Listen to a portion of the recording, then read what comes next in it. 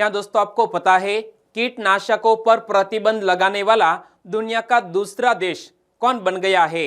प्रतिवर्ष विश्व रक्तदाता दिवस कब मनाया जाता है? फ्रेंच ओपन महिला सिंगल्स का खिताब इस साल किसने जीता? ऐसे ही 13 बड़ी खबरों को कवर करते हुए हमने आज का बोले तो 14 जून 2021 का करंट अफेयर का वीडियो तैयार किया है। क्वालिटी की दृष्टि से बेस्ट यह वीडियो, आप लास्ट तक देखें। लास्ट में मैं आपसे एक क्वेश्चन पूछूंगा जिसका आंसर आपको नीचे कमेंट बॉक्स में देना है। और अभी तक आपने हमारी GK 2020 चैनल को सब्सक्राइब नहीं किया है तो सब्सक्राइब कीजिए, पास में जो बेल आइकन है उसे भी प्रेस कर दीजिए क्योंकि आने वाले हर एक वीडियो की अपडेट आपको सबसे पहले मिले। चलिए बिना वक्त गवाए स्टार्ट करते हैं पहले क्वेश्चन से।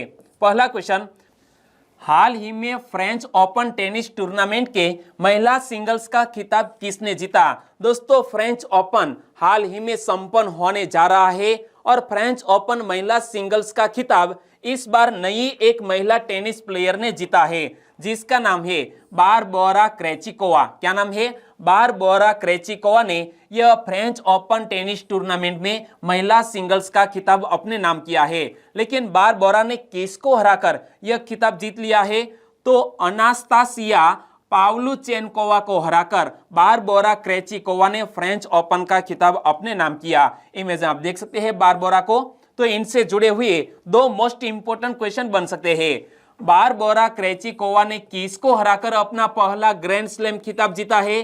बारबोरा क्रेचिकोवा का यह पहला ग्रैंड स्लैम है। और किसको हराया है? इस महिला को हराया है, नाम है अनास्तासिया पाव्लुचेनकोवा। क्या नाम है? अनास्तासिया पाव्लुचेनकोवा को हराकर यह बारबोरा ने यह खिताब अपने नाम किया है। और बारबोरा क्रेचिकोवा किस देश की टेनिस प्लेयर है?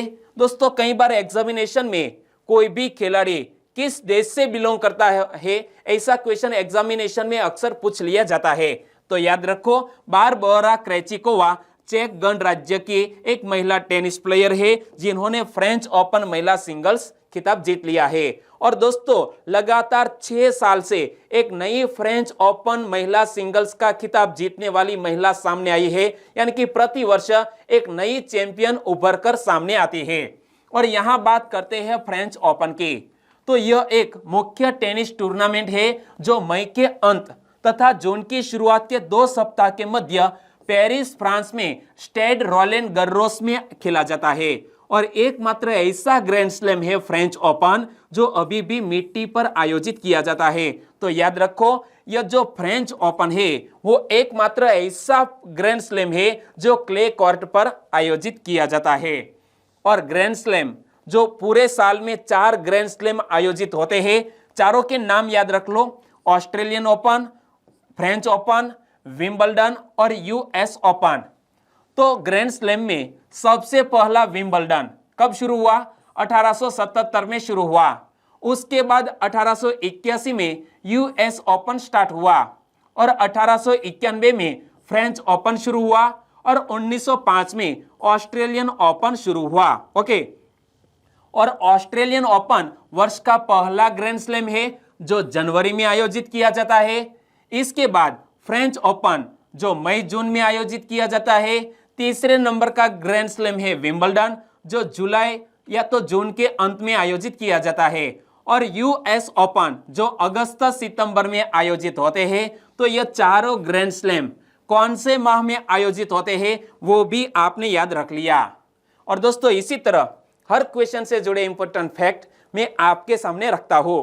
हमारा यह तरीका आपको अच्छा लगता है, लाइक करना मत भूलिएगा, चैनल को सब्सक्राइब करना मत भूलिएगा। दूसरा क्वेश्चन है आपकी स्क्रीन पर कृत्रिम कीटनाशकों को प्रतिबंधित करने वाला दुनिया का दूसरा देश कौन बना? कृत्रिम कीटनाशकों को प्रतिबंधित करने वाला दुनिया का दूसरा देश बन गया है एक विकसित देश जिसका नाम है स्विट्जरलैंड। क्या? स्विट्जरलैंड। और इनसे पहले दोस्तों भूटान ऐसा देश था जिन्होंने कृत्रिम कीटनाशकों पर प्रतिबंध लगाया हो। ऐसा दुनिया का पहला देश भूटान और दूसरा देश बनने जा रहा है स्विट्जरलैंड। और हाल ही में दोस्तों जनमत संग्रह किया जा रहा है और जनमत संग्रह के बाद ऐसा दुनिया का दूसरा देश बन जाएगा जिन्होंने कृत्रिम कीटनाशकों पर प्रतिबंध लगाया हो। तो देखो स्विट्जरलैंड में कई मुद्दों पर जनमत संग्रह होगा, जिसके परिणाम से वह कृत्रिम कीटनाशकों को प्रतिबंधित करने वाला दुनिया का दूसरा देश बन सकता है। और स्विट्जरलैंड ने 10 वर्ष के भीतर कृत्रिम कीटनाशकों को प्रतिबंधित करने का एक लक्ष्य भी तय किया है। और कोई भी महत्वपूर्ण डिसीजन अपने देश के लिए लिया जाता है तो स्विट्जरलैंड में सबसे पहले जनमत लिया जाता है। और यह एक डेवलप्ड और जिसका दोस्तों ह्यूमन डेवलपमेंट इंडेक्स है ना, वो हाई है, ऐसा देश स्विट्जरलैंड। तो इस समय संपूर्ण विश्व में केवल भूटान में ही ऐसे कीटनाशकों पर प्रतिबंध है, यानी कि विश्व का पहला देश भूटान है जिन्होंने कीटनाशकों पर प्रतिबंध लगाया हो। और आतंकवाद का मुकाबला करने, कार्बन उत्सर्जन में कटौती करने और कोविड-19 के लिए आपात वित्त व्यवस्था के मुद्दों पर भी जनमत संग्रह होना है। कहां पर? स्विट्जरलैंड में। और इस प्रकार के जनमत संग्रह स्विट्जरलैंड की प्रत्यक्ष लोकतांत्रिक व्यवस्था के प्रमुख अंग है, यानी कि यह स्विट्जरलैंड की प्रत्यक्ष लोकतांत्रिक व्यवस्था का एक प्रमुख अंग माना जाता है जनमत संग्रह को। और यहां हम बात करते हैं स्विट्जरलैंड के, तो आप मैप में देखिए, यह है स्विट्जरलैंड और स्विट्जरलैंड के अगल बगल में कौन कौन से देश स्थित है?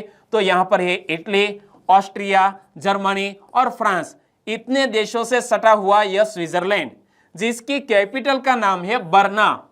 और स्विट्जरलैंड की करेंसी है स्विस फ्रैंक। क्या? Swiss franc.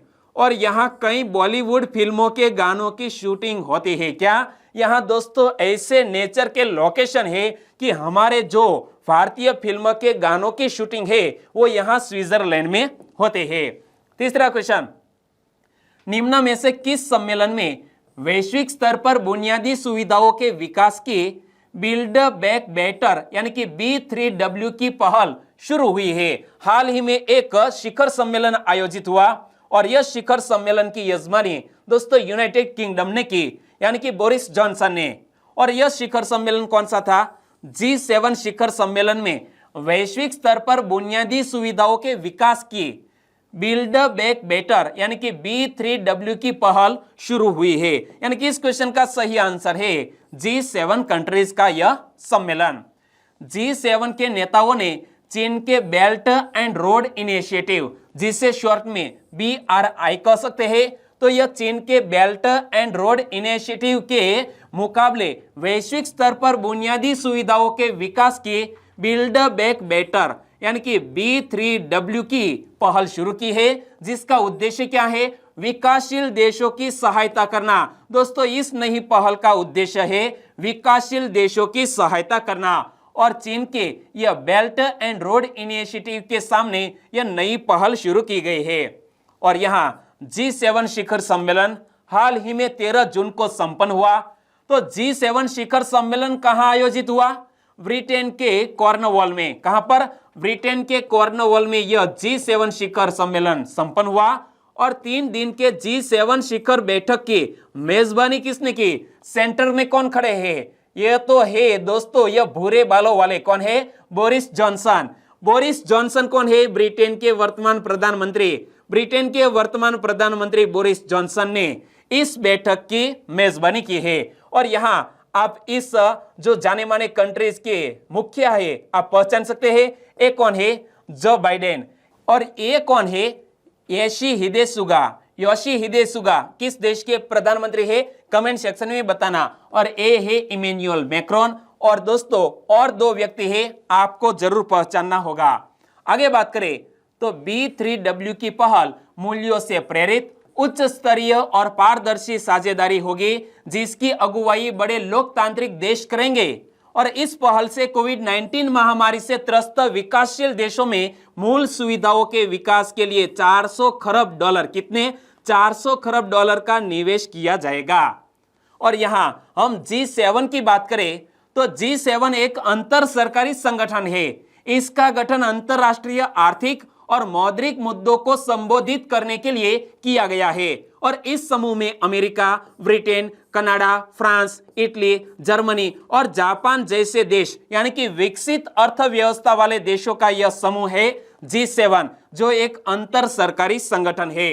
और इससे पहले G7 समूह को G8 कहा जाता था। क्या? G7 को पहले G8 कहा जाता था, लेकिन बाद में नेम चेंज क्यों हो गया? तो देखो जिसमें रूस भी शामिल था और 2014 में क्रीमिया पर कब्जा करने के बाद रूस को इस समूह से निलंबित कर दिया गया और G8 में से बाद में हो गया G7।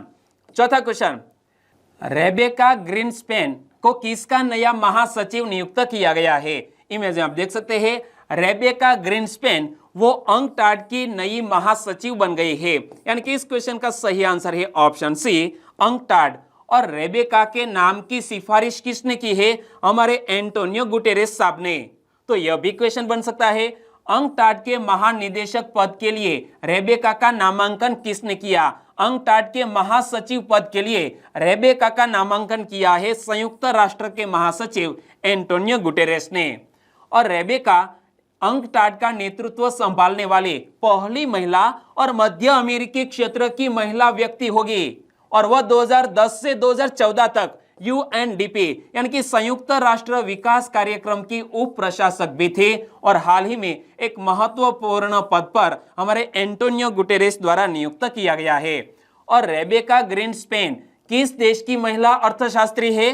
कोस्टारिका की है। और व्यापार एवं विकास पर संयुक्त राष्ट्र संगठन, जिसे शॉर्ट में बोले तो अंकटाड, अंकटाड का हेडक्वार्टर कहां पर स्थित है? जिनीवा में। स्विट्जरलैंड की कैपिटल जिनीवा में अंकटाड का हेडक्वार्टर स्थित है। और दोस्तों, अंकटाड हिंदी में कहे तो व्यापार और विकास पर संयुक्त राष्ट्र सम्मेलन, और शॉर्ट में बोले तो अंकटाड। अंकटाड का पूर्ण स्वरूप क्या होता है? United Nations conference on trade and development, UNCTAD का पूर्ण स्वरूप। और यह एक स्थायी अंतर सरकारी निकाय है और जिसका मुख्यालय मैंने बताया स्विट्जरलैंड की कैपिटल जिनीवा में स्थित है। पांचवा क्वेश्चन, मीराबाई चानू ने महिलाओं के किस भार वर्ग में टोक्यो ओलंपिक के लिए क्वालिफाई कर लिया है? सबसे पहले तो हमारी चैनल की ओर से मीराबाई चानू को कांग्रेचुलेशन, क्योंकि टोक्यो ओलंपिक के लिए क्वालिफाई कर लिया है। लेकिन किस कैटेगरी में? 49 किग्रा भार वर्ग में हमारी मीराबाई चानू ने टोक्यो ओलंपिक के लिए क्वालिफाई कर लिया है। यानी कि इस क्वेश्चन का सही आंसर है 49 किग्रा भार वर्ग। और एक वेट लिफ्टिंग में 2017 की विश्व चैंपियन ऐसी मीराबाई चानू ने महिलाओं के 49 किग्रा भार वर्ग में टोक्यो ओलंपिक के लिए क्वालिफाई कर लिया है। और अंतरराष्ट्रीय भारोत्तोलन महासंघ ने यानी कि इंटरनेशनल वेट लिफ्टिंग फेडरेशन ने घोषणा की है कि मीराबाई ने अपने विश्व रैंकिंग अंकों के आधार पर यह क्वालिफाई किया है।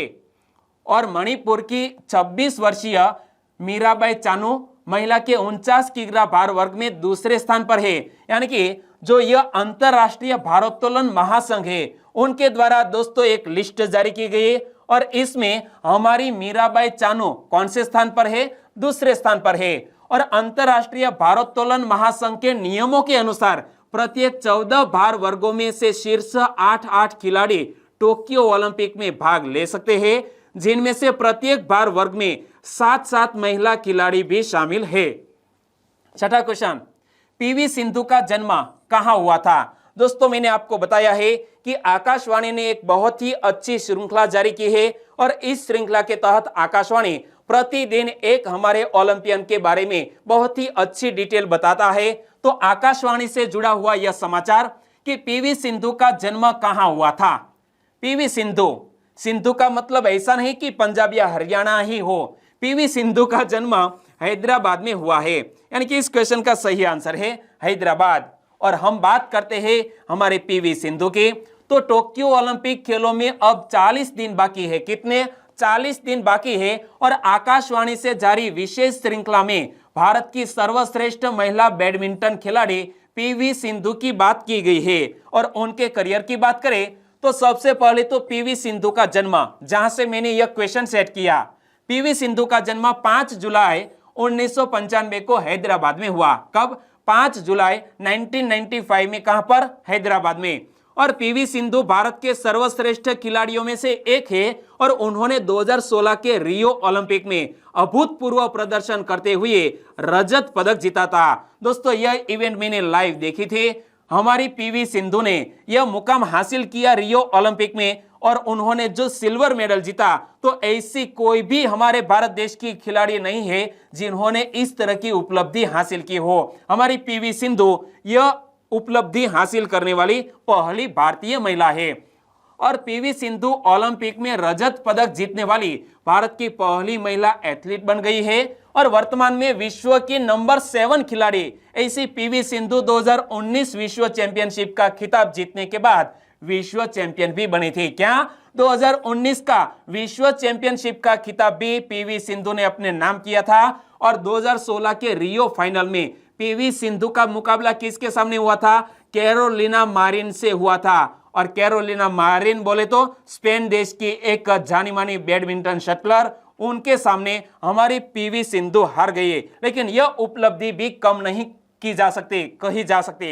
सातवां क्वेश्चन, हाल ही में विश्व रक्तदाता दिवस यानी कि वर्ल्ड ब्लड डोनर डे कब मनाया गया? प्रति वर्ष वर्ल्ड ब्लड डोनर डे मनाया जाता है 14 जून को, यानी कि आज ही 14 जून मनाया जा रहा है विश्व रक्तदाता दिवस। और प्रति वर्ष दोस्तों इसकी एक थीम भी तय की जाती है और यह थीम से जुड़ा हुआ क्वेश्चन मोस्ट इंपोर्टेंट बनता है। तो आपको इस साल के वर्ल्ड ब्लड डोनर डे की थीम याद है तो वीडियो पॉज कीजिए और बाद में नीचे कमेंट सेक्शन में थीम लिखिए कि इस साल के यह महत्वपूर्ण दिवस की थीम क्या है। आगे मैं आपको बताने वाला हूं। तो देखो, विश्व रक्तदाता दिवस कब मनाया जाता है? 14 जून को। और इस दिवस का मुख्य उद्देश्य क्या है? मनाने का मुख्य उद्देश्य सुरक्षित रक्त एवं रक्त उत्पादों की आवश्यकता के संदर्भ में जागरूकता बढ़ाना और रक्तदान के लिए रक्तदाताओं का आभार व्यक्त करते हुए अन्य लोगों को भी इस कार्य हेतु प्रोत्साहित करने के लिए यह महत्वपूर्ण दिवस प्रति वर्ष 14 जून को मनाया जाता है। और विश्व रक्तदाता दिवस 2021 की थीम क्या रखी गई है? पहले तो इमेज में देखिए क्या थीम लिखी है? Give blood and keep the world beating. क्या थीम है? Give blood and keep the world beating, जो इस साल की थीम है। तो यहां पर पढ़ो, give blood and keep the world beating. Give blood and keep the world beating 2021 के यह वर्ल्ड ब्लड डोनर डे की थीम। और इस दिवस की शुरुआत कब हुई? वर्ष 2004 में विश्व स्वास्थ्य संगठन ने यह दिवस मनाने की शुरुआत की। तो याद रखो यह दिवस कब से मनाया जा रहा है? वर्ष 2004 से। और यह दिवस महान जीव विज्ञानी कार्ल लैंडस्टीनर की याद में प्रत्येक वर्ष 14 जून को मनाया जाता है, जिनका जन्म 14 जून 1868 को हुआ था। दोस्तों यह कार्ल लैंडस्टीनर, आपने यदि 10वीं तक कक्षा में साइंस पढ़ा है तो कार्ल लैंडस्टीनर के बारे में आपको पता होगा, जिन्होंने हमारे जो 4 ब्लड ग्रुप है तो ब्लड ग्रुप का संशोधन किया था कार्ल लैंडस्टीनर ने। और इसीलिए उनके जन्म दिवस के अवसर पर यह वर्ल्ड ब्लड डोनर डे मनाया जाता है 14 जून को। तो मैं आपसे पूछना चाहूंगा कि ब्लड के 4 ग्रुप कौन कौन से हैं? सिंपल सा क्वेश्चन है, याद है तो नीचे कमेंट सेक्शन में जरूर बताना। 8वां क्वेश्चन, वनों की कटाई से निपटने के लिए एक ही दिन में 5 मिलियन पेड़ किस देश में लगाए गए? क्या वनों की कटाई से निपटने के लिए एक ही दिन में 5 मिलियन पेड़ लगाए गए हैं घाना देश में? यानी कि इस क्वेश्चन का सही आंसर है घाना देश में पेड़ लगाए गए एक ही दिन में 5 मिलियन। तो घाना में वनों की कटाई से निपटने के लिए एक ही दिन में 5 मिलियन पेड़ लगाए गए। और घाना की बात करें तो घाना की मुख्य फसल का नाम है कोको। इमेज में आप देख सकते हैं, मैं भी पहली बार देख सकता हूं दोस्तों, यह कोको घाना देश की प्रमुख फसल है और घाना दुनिया में दूसरा सबसे बड़ा कोको निर्यातक देश भी है। और दोस्तों घाना की बात करते हैं ना, तो घाना से जुड़ा हुआ यह क्वेश्चन कुछ मंथ पहले करंट अफेयर में आया था। नाना अडो डंकवा किस देश के राष्ट्रपति चुने गए? इमेज में आप देख सकते हैं, नाना अडो डंकवा वो घाना देश के नए राष्ट्रपति चुने गए। और तब भी मैंने आपको बताया था कि 76 वर्षीय नाना अडो डंकवा को फिर से घाना का राष्ट्रपति चुना गया है और चुनाव में उन्हें 51.2% वोट मिले हैं। और दोस्तों घाना की जो सेंट्रल बैंक है ना, उसका नाम है बैंक ऑफ घाना। और बैंक ऑफ घाना ने 2020 में एक महत्वपूर्ण पुरस्कार भी जीता था। कौन सा पुरस्कार? Central bank of the year award 2020 किसने जीता? बैंक ऑफ घाना ने। और बैंक ऑफ घाना की स्थापना 1957 में हुई। और यह महत्वपूर्ण फैक्ट जो घाना की सेंट्रल बैंक और घाना से जुड़े हुए हैं वो याद रख लो कि घाना की जो सेंट्रल बैंक है तो उनके गवर्नर कौन है? इमेज आप देख सकते हैं, अर्नेस्ट क्वामिना याडू एडिसन घाना की सेंट्रल बैंक के गवर्नर। और बैंक ऑफ घाना का हेडक्वार्टर कहां पर स्थित है? घाना की कैपिटल अक्रा में। और बैंक ऑफ घाना की स्थापना कब हुई है? 1957 में। और घाना की कैपिटल का नाम है अक्रा। घाना की करेंसी है घानियन सेडी। और घाना के राष्ट्रपति कौन? Nana Addo Dankwa. Clear? Okay. 9वां क्वेश्चन, नैनो यूरिया के संदर्भ में कौन सा कथन सही है? दोस्तों, नैनो यूरिया का उत्पादन हमारे भारत देश के गुजरात राज्य में शुरू हो चुका है। और यह उत्पादन कौन कर रहा है? IFFCO fertilisers company. और यह हमारे भारत देश में पहला ऐसा प्लांट है जहां पर नैनो यूरिया की बोतलें तैयार की जा रही है। तो देखो दोस्तों, नैनो यूरिया करंट अफेयर में है। भारत एक कृषि प्रधान देश है, तो यह क्वेश्चन मोस्ट इंपोर्टेंट है, स्टार लगा दो। 500 मिलीलीटर नैनो यूरिया की कीमत मात्र 280 रुपये है। यहां हमें पूछा गया है कौन सा कथन सही है?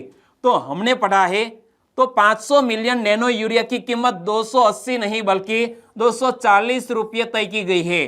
तो पहले नंबर का सेंटेंस है वो गलत है। नैनो यूरिया का उत्पादन गुजरात के कलोल में किया जा रहा है। बिल्कुल सही है, जहां से मैं बिलोंग करता हूं, मींस मैं गुजरात राज्य से ही बिलोंग करता हूं। और गुजरात के कलोल में यह इफ्को द्वारा नैनो यूरिया तरल का उत्पादन किया जा रहा है, जिसकी पहली खेप कर्नाटक भेजी गई है और भी 2 राज्यों को यह भेजी गई है। हमारा आंसर बन जाता है केवल 2 नंबर का सेंटेंस है वो बिल्कुल सही है, यानी कि ऑप्शन बी। तो देखो, उत्तर प्रदेश और जम्मू कश्मीर के बाद विश्व का पहला तरल नैनो यूरिया कर्नाटक भेजा गया। किस राज्य को? कर्नाटक भेजा गया। और रसायन और उर्वरक मंत्री कौन है? इमेज में आप देख सकते हैं, डी.वी. सदानंद गौड़ा। वो हमारे वर्तमान रसायन और उर्वरक मंत्री है। तो डी.वी. सदानंद गौड़ा ने गुजरात के कलोल में इफ्को संयंत्र से 500 मिलीलीटर वाली नैनो यूरिया की 16,600 बोतलों की खेप को झंडी दिखाकर रवाना किया। कहां पर जाएगी? कर्नाटक में। और 500 मिलीलीटर नैनो यूरिया 45 किलोग्राम सामान्य यूरिया के बराबर होता है। एक छोटी सी बोतल दोस्तों 45 किलोग्राम यूरिया के बराबर होती है और इसकी कीमत मात्र 240 रुपये है, नहीं कि 280, जो मैंने आपको क्वेश्चन में बताया था। और इफ्को इस वर्ष नैनो यूरिया की 500 मिलीलीटर की 28 करोड़ बोतल का उत्पादन करेगा। कितनी? 28 करोड़ बोतल का उत्पादन करेगा। और किसानों के लिए एक यह सुखद समाचार भी। 10वां क्वेश्चन, चीन श्रीलंका मैत्री अस्पताल का उद्घाटन कहां किया गया? इमेज आप देख सकते हैं, चीन श्रीलंका मैत्री अस्पताल का उद्घाटन श्रीलंका का एक शहर जिसका नाम है पोलोन्नारुवा। पोलोन्नारुवा में यह चीन श्रीलंका मैत्री अस्पताल का उद्घाटन किया गया, यानी कि इस क्वेश्चन का सही आंसर है पोलोन्नारुवा। तो देखो, राष्ट्रपति कौन है? श्रीलंका के वर्तमान राष्ट्रपति है गोटाबया राजपक्षे। इमेज में आप देख सकते हैं, श्रीलंकन राष्ट्रपति गोटाबया राजपक्षे ने 6 करोड़ डॉलर के चीनी अनुदान से बने पोलोन्नारुवा में चीन श्रीलंका मैत्री अस्पताल का उद्घाटन किया। और यह सुविधा 30 महीनों के भीतर बनाई गई है। कितने? 30 महीनों के भीतर यह अस्पताल बनकर तैयार हो गया है।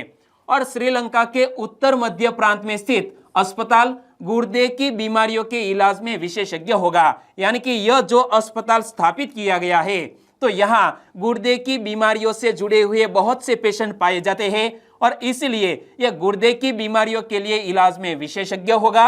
और इस कृषि गहन क्षेत्र के निवासियों को अक्सर गुर्दे की बीमारी का निदान किया गया है, यानी कि यहाँ ऐसे बहुत से ऐसे दोस्तों पेशेंट है जिसको इसकी बीमारी है, यानी कि इसकी जांच इस अस्पताल में की जाएगी।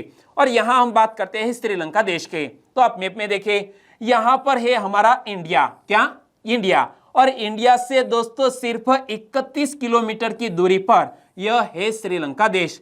तो भारत से श्रीलंका देश की दूरी महज 31 किलोमीटर ही है।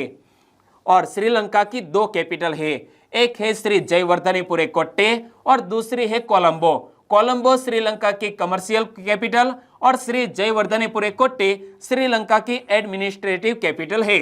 श्रीलंका के प्रधानमंत्री महिंदा राजपक्षे, इमेज में आप देख सकते हैं, और श्रीलंका के राष्ट्रपति है गोटाबया राजपक्षे, दोनों भाई ही है। और श्रीलंका की करेंसी है श्रीलंकन रुपया। क्या? श्रीलंकन रुपया। और दोस्तों गल्फ ऑफ मन्नार जो हमारे भारत और श्रीलंका को अलग करती है, और यह पाल्क स्ट्रीट, क्या? पार्क स्ट्रीट, वो भी हमारे भारत और यह श्रीलंका के बीच स्थित है। 11वां क्वेश्चन, स्वामी शिवमयानंद जी का संबंध निम्न में से किसके साथ था? दोस्तों यह 4 संस्थान के नाम आपकी स्क्रीन पर है और हाल ही में स्वामी शिवमयानंद जी का निधन हो गया। उनका संबंध रामकृष्ण मिशन एवं रामकृष्ण मठ से था। यानी कि इस क्वेश्चन का सही आंसर है ऑप्शन सी, रामकृष्ण मिशन। और जब भी रामकृष्ण मिशन की बात आए तो हम हमारे स्वामी विवेकानंद जी को याद करते हैं, क्योंकि स्वामी विवेकानंद जी ने ही रामकृष्ण मिशन की स्थापना की थी। लेकिन हाल ही में रामकृष्ण मठ और मिशन के उपाध्यक्ष ऐसे स्वामी शिवमयानंद जी महाराज का निधन हो गया है। और स्वामी शिवमयानंद जी महाराज का कोलकाता के एक अस्पताल में निधन हो गया। वे 86 वर्ष के थे और कोविड-19 से पीड़ित थे, जिसका हाल ही में निधन हो गया है। लेकिन हमारे लिए मोस्ट इंपोर्टेंट क्वेश्चन बन सकता है रामकृष्ण मिशन और रामकृष्ण मठ का। तो 2 क्वेश्चन याद रख लो। रामकृष्ण मिशन की स्थापना कब और किसने की थी? स्वामी विवेकानंद जी ने रामकृष्ण मिशन की स्थापना साल 1890 में 1 मई को की थी। किसने? हमारे स्वामी विवेकानंद जी ने 1 मई 1890 में रामकृष्ण मिशन की स्थापना की। और रामकृष्ण मठ की स्थापना कब हुई? 1 मई 1897 को। 12वां क्वेश्चन, पुलित्जर पुरस्कार किस क्षेत्र में उपलब्धियों के लिए दिया जाता है? हाल ही में पुलित्जर पुरस्कार की घोषणा की गई है और यह दोस्तों पत्रकारिता क्षेत्र में दिया जाने वाला एक महत्वपूर्ण पुरस्कार है। यानी कि इस क्वेश्चन का सही आंसर है पुलित्जर पुरस्कार, पत्रकारिता के क्षेत्र में दिया जाने वाला एक महत्वपूर्ण पुरस्कार। तो देखो, पुलित्जर पुरस्कार 2021 के 105वें संस्करण के विजेताओं की घोषणा कर दी गई है। पुलित्जर पुरस्कार संयुक्त राज्य अमेरिका में समाचार पत्र, पत्रिका और ऑनलाइन पत्रकारिता, साहित्य और संगीत रचना में उपलब्धियों के लिए एक दिया जाने वाला पुरस्कार है, जिसकी घोषणा की गई है। तकरीबन 22 कैटेगरी में यह पुलित्जर पुरस्कार प्रदान किया जाता है। और यह कहां का पुरस्कार है? संयुक्त राज्य अमेरिका का पुरस्कार है।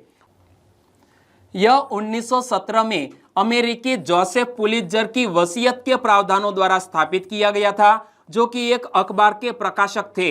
यह पुरस्कार न्यूयॉर्क शहर में कोलंबिया विश्वविद्यालय द्वारा प्रशासित किया जाता है। तो याद रखो कि यह जोसेफ पुलित्जर जन्म हुआ है हंगरी में और बाद में वो अमेरिका चले गए और उनकी वसीयत के प्रावधानों पर यह पुलित्जर पुरस्कार की स्थापना की गई। और किसके द्वारा प्रशासित है? कोलंबिया विश्वविद्यालय द्वारा यह पुरस्कार प्रशासित है। और 22 श्रेणियों में प्रत्येक विजेता को एक प्रमाण पत्र और $15,000 नकद राशि इस पुरस्कार के तहत दी जाती है। और यह राशि पहले $10,000 थी। कब तक? 2017 तक। और बाद में बढ़ाकर इस राशि को कर दिया गया है $15,000। और सार्वजनिक सेवा श्रेणी में विजेता को स्वर्ण पदक से भी सम्मानित किया जाता है।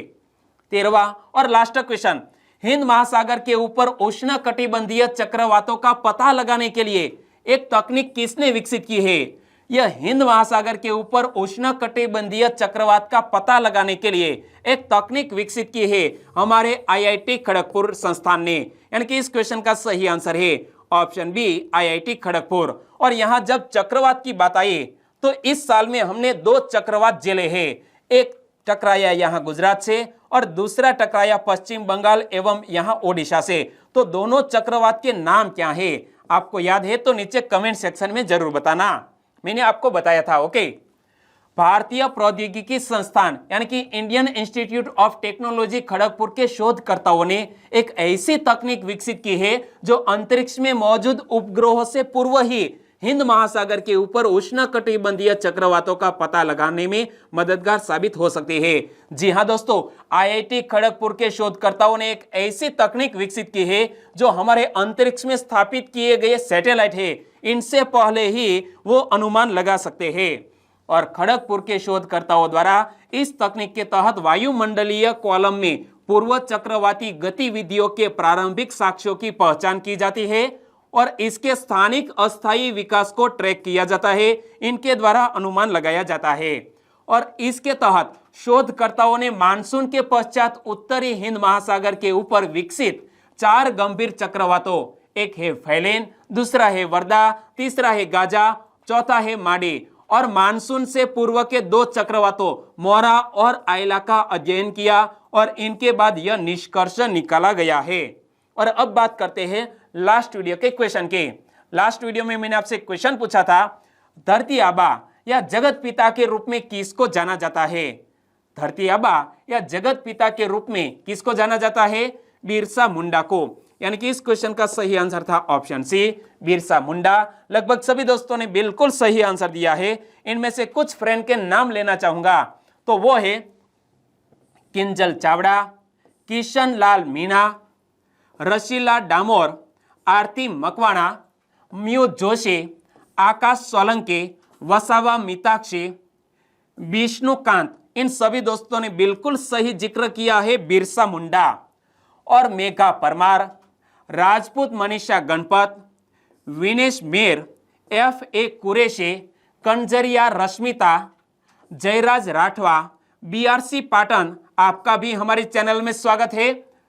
भरत सावधरिया दसाड़ा और भी सब्सक्राइबर फ्रेंड है, हितेश राठवा, कल्पेश मफाजी ठाकुर, सुमित्रा भूरिया, वीरेंद्र व्यास, राठौड़ हरपाल सिंह, रविंद्र भानवर, पटेल उर्वशी और सेमिला हाला। सभी दोस्तों को दिल से धन्यवाद।